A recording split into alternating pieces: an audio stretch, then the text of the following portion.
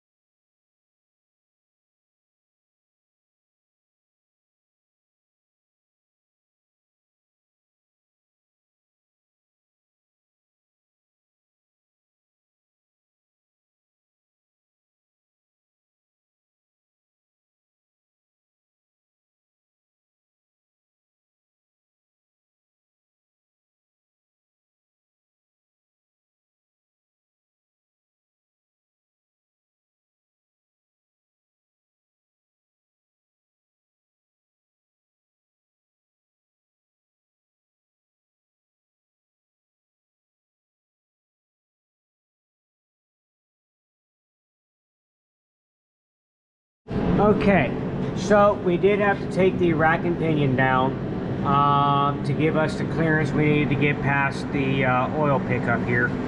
You can drop the sway bar links if you want, or sway bar down. You will actually have to do that if you're not pulling the transmission. So it's just a 10 millimeter bolts, and it'll come down. I got that cleaned up there. Next thing we're going to do is two things. We're going to take this oil pickup down, replace that O-ring in there. It's not bad at this point in time, but I've got the pan off. I might as well go ahead and replace it. So you got a 10 millimeter and two 13 millimeters. One here, one here. We'll take those two down, get that out. 10 millimeter on the actual pickup where it attaches to the oil pump, and I've already got the bolts out of the rear cover, so you can see where that thing's been leaking for a little while. So we'll go ahead and get the oil pickup off, so I'll go ahead and get you in time lapse and show you the process.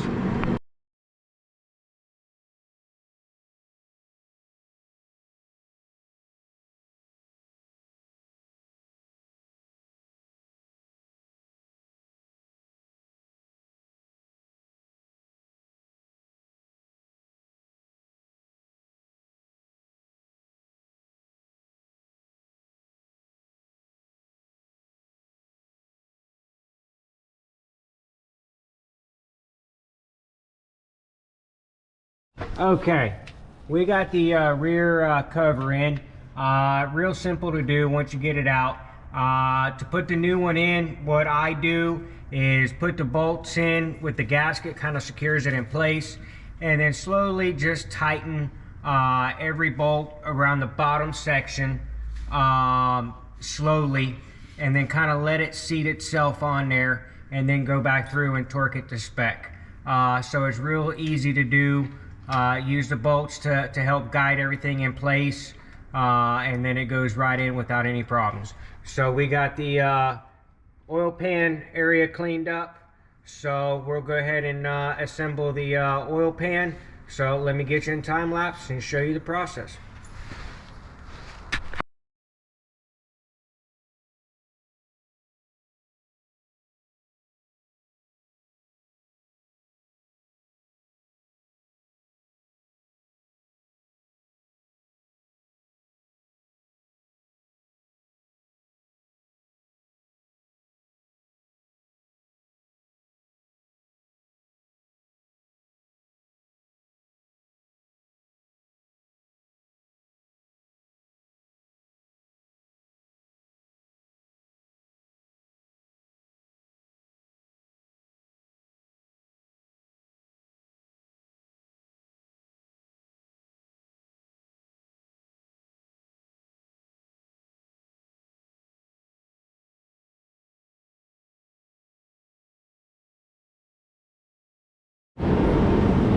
All right, so we got the oil pan back in, the flywheel.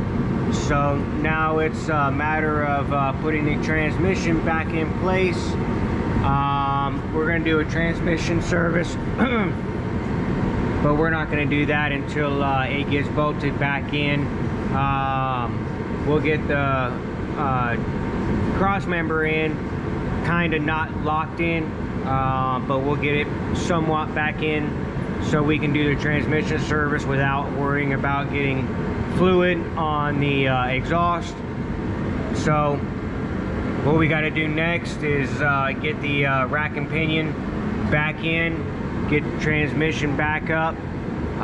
So we'll get you in time lapse and show you the process.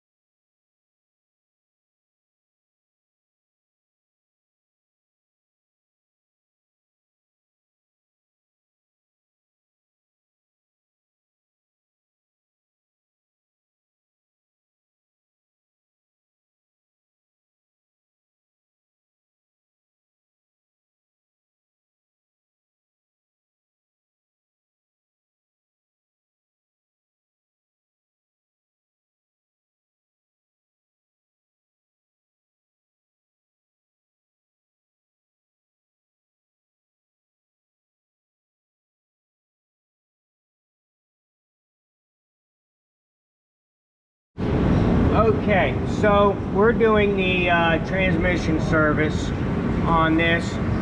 We have not done the transmission support, the cross member, or the exhaust.